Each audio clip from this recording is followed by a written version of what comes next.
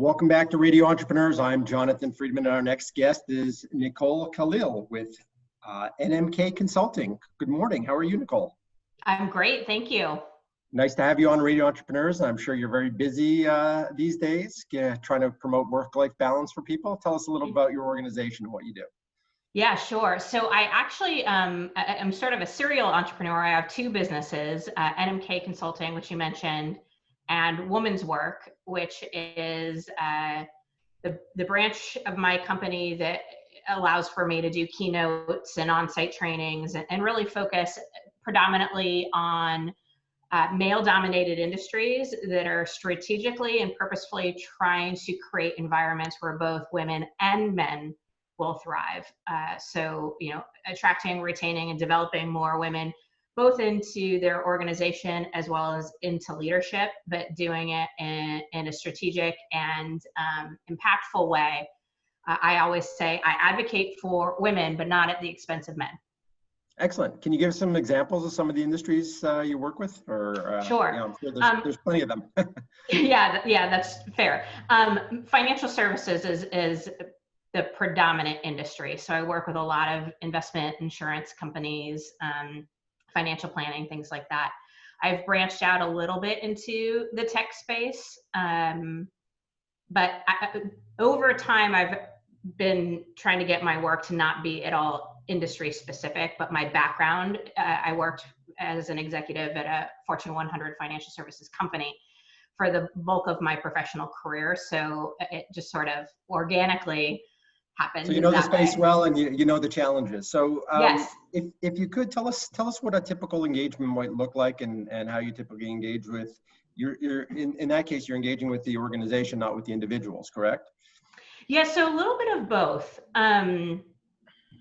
There obviously with any client, we would have a lot of conversations about what they're trying to accomplish and their current situation, and we would create a process and a plan that suits them, that fits their needs. But generally speaking, I typically start by working with those in leadership positions, which for a lot of the industries that I'm working in happens to be a lot of men, and more specifically, a lot of white men.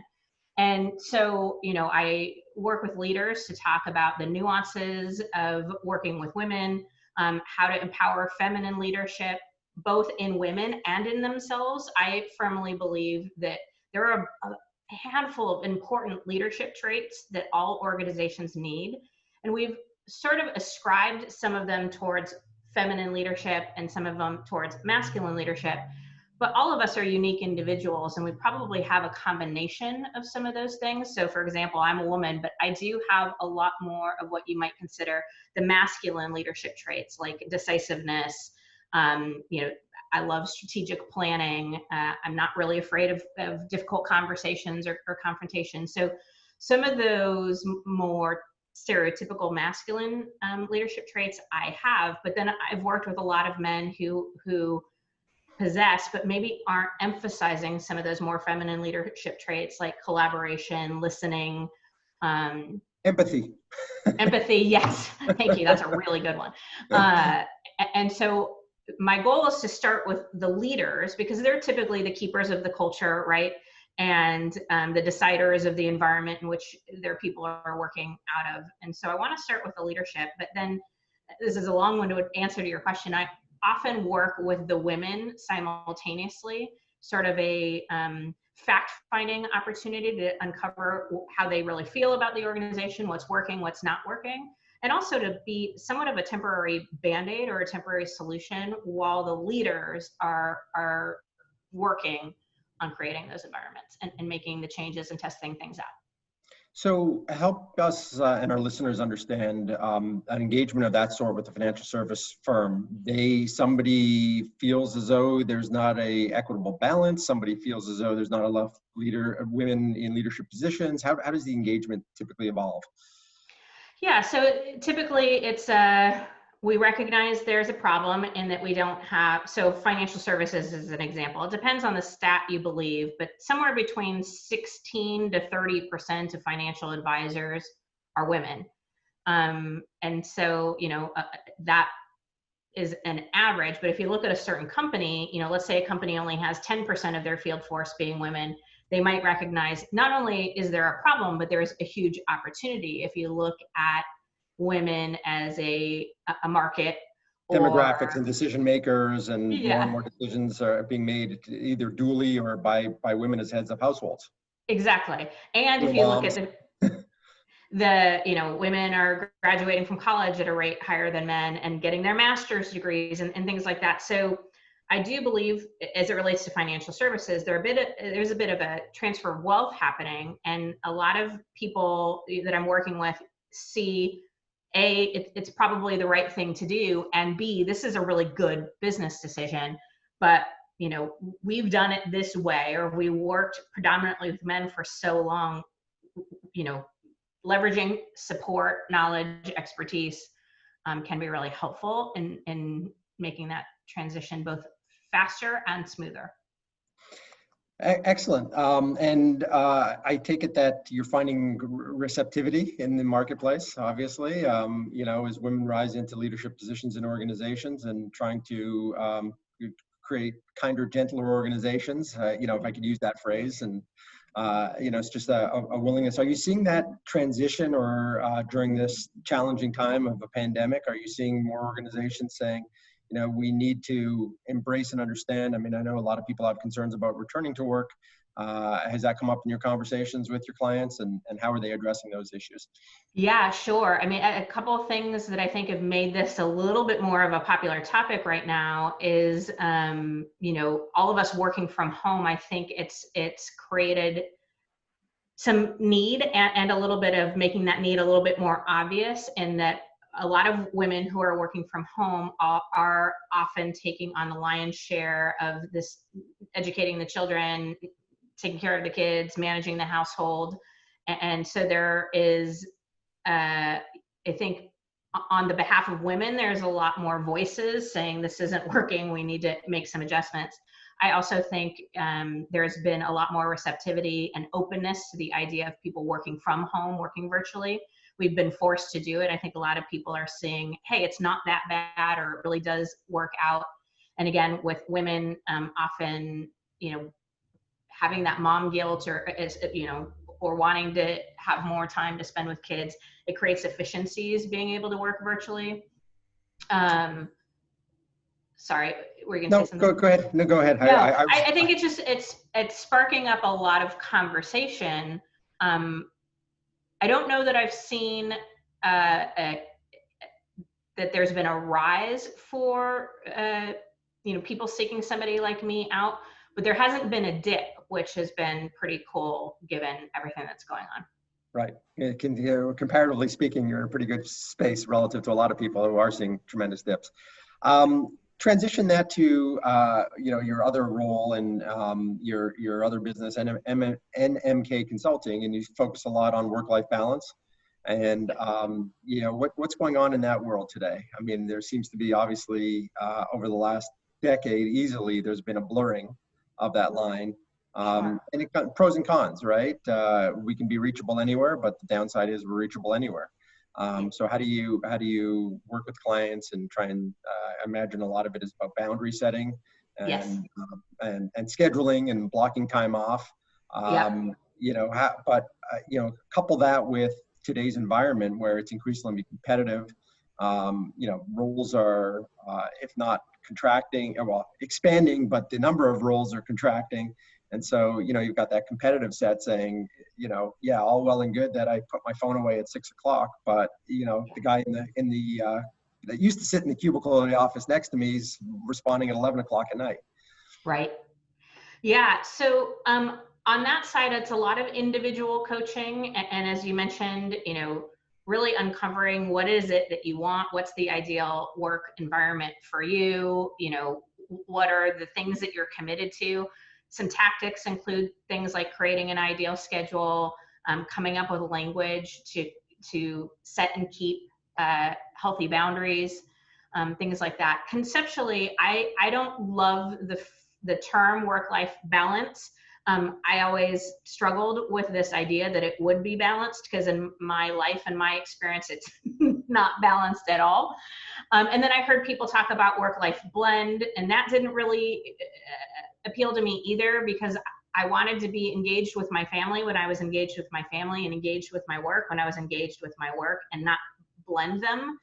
So I really focus on, and it sounds like semantics, but I think it's just important, is work-home harmony.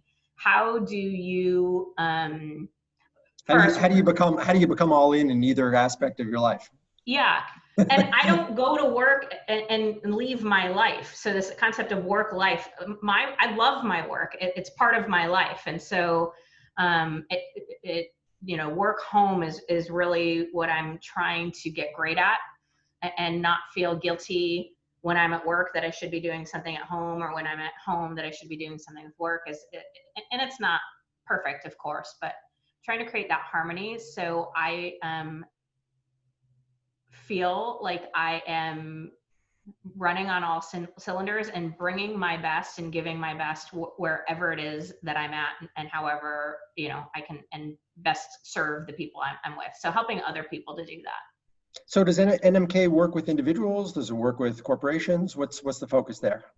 Yeah, so NMK typically is more the coaching and consulting arm of the work that I do. So I do work with companies, and I have individual coaching clients on that side. And then women's work is more of the keynote on-site training, larger cultural and environmental shifts that people want to work on. Are you seeing a larger emphasis over the last couple of months in terms of people looking to create what you term harmony? It seemed to me that those traditional lines are completely blurred now. And I know in a lot of people's instances, it felt like, days became 18-hour days, and everything is completely blended as more people. I think there's a larger expectation of immediate response, that concept or historical concept of I have 24 hours to get back to you became 3 minutes, because you must be sitting in front of your computer. How come you haven't responded to me? Yeah. Yes, I see that. And again, I work predominantly with women, so I'm seeing it play out, day by day. I don't know that a lot of working moms especially are feeling a ton of harmony right now. And so I think that creating and communicating boundaries has become even more important. So yes, there might be an expectation of a 3-minute turnaround on your end, but it's my responsibility to communicate, whether it's an auto response on email, or, notifying my team of what they can expect from me, whatever the case may be. I can't, like you said, somebody else could respond at 11 p.m. I'm not going to do that. And so it's important that I set that boundary for myself, but even more important that I communicate it in a way that can be received by other people. I think most disappointment happens with unmet expectations. And so if we clarity don't of communicate communication, expectations, that creates the problem. Right. I was going to say clarity of communication and making sure that you're setting those expectations straightforward with people are critical. Yeah. Do you think we're going to see a greater tendency? I'm asking you based on your experience, and now take a look in your crystal ball. Do you think we're going to see a greater willingness towards establishing harmony or creating harmony in terms of that, what you talked about, balance? I mean, I think the notion of balance equals, I think about the scales of justice and somehow being equal. But I think to your point, it's very difficult for them to be equal. Yeah.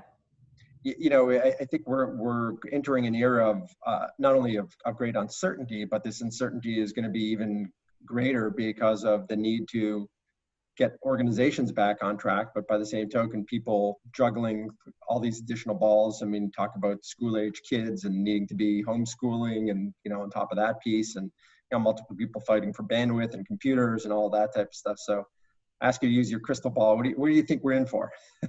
Should be a busy time for you. Yeah. Yes, it is a busy time, and I'm grateful for that. I know that that's not the case for everybody.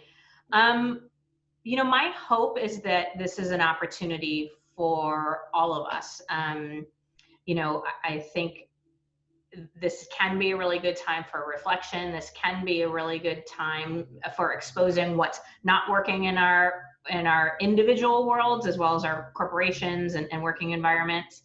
And we're in this time of flux and change anyways. We have an opportunity to make positive changes.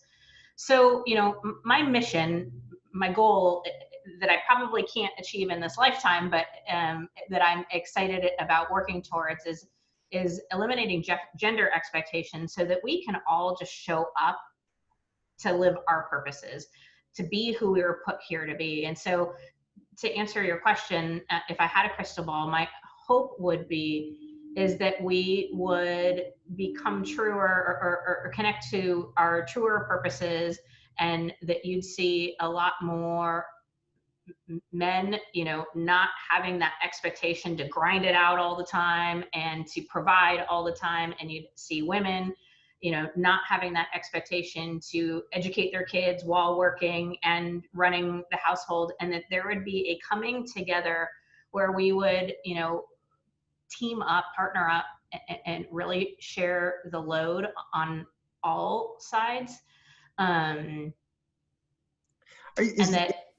Sorry, go on. No, I was going to ask, I think that the old stereotype, the 70s stereotype, or even the 50s and 60s stereotype of mom at home, and doing the house cleaning and the shopping, and dad off and, out in the morning and back at night. It seems to me, certainly over the last decade, that stereotype has certainly been broken down to some degree, obviously, as more women are full-time in the workforce. But I'm also seeing in some of the activities that I do within community and things of that nature that dads are carrying a big part of that load today, and that it is much more of a balance shared, and maybe what it's doing is it's giving women a little more, I hate to say free time, alone time, time to pursue their own hobbies, interests, friends, whatever that may be. And, is that the crack that we've opened up, and, will that continue to expand, or, is it that, okay, now you have free time, you better do more with the kids? It's an interesting dynamic, because I think that, as I said, over the last decade or two, there's been a much greater shift, I think, to dads becoming involved. I remember when my kids were young, it wasn't unusual to go to a class breakfast and see most of the dads there. Yeah. Today, I would imagine you might see more dads perhaps than moms even, that are engaged and involved. Yeah, I mean, there's definitely some positive trends that are happening. I think, people want to be engaged with their kids. I think people are starting to understand that, there is more to life than just what we accomplish professionally. And yeah, I mean, I dropped my daughter off to a gymnastics class, and there were just as many men in the room as there were women, and that felt good. Though I will say, in the conversations that I'm having right now, particularly, whether it's true or not, or fair or not, women are feeling a little bit like they're taking on more of the load. Working women, especially, like if one partner works and the other doesn't, obviously the partner that doesn't would take on the lion's share of the home responsibilities. But hopefully, not obviously. You would think, but in our household, as an example, my husband runs his own business, and as I do, and we kind of play to our strengths. So he really likes to cook. So he does the grocery shopping and the cooking in my house, and I could not be any more grateful for that. And I, handle more of the household management, paying the bills, doing the laundry, those types of things. Not that that's like my skill, but I don't mind doing those things. And so my hope is, again, that we just all come together during this, and that we see this as an opportunity, and that we be grateful for all that we have, and be kind to each other, because, there are people who are fighting battles or in situations that we just don't know. Excellent. Wise words, Nicole Kalil of NMK Consulting and Women's Work. If our listeners want to get in touch with you, what's the best way for them to reach you? Yeah, so my website's probably the best. It's NicoleKalil.com. So NicoleKalil.com. Every possible thing you could want to know about me is on there, including the podcast that I do, which is called This Is Women's Work. Outside of that, I mentioned this before we got started. I have been so late to the social media game. I'm not a very tech savvy person. So Instagram would be great, Nicole M. Kalil. And yeah, any way I can be of support, reach out. Excellent. Our guest on Radio Entrepreneurs has been Nicole Kalil, owner of NMK Consulting and Women's Work, and it's been a pleasure having you on. Thanks, Jonathan. And we'll be right back with another guest on Radio Entrepreneurs.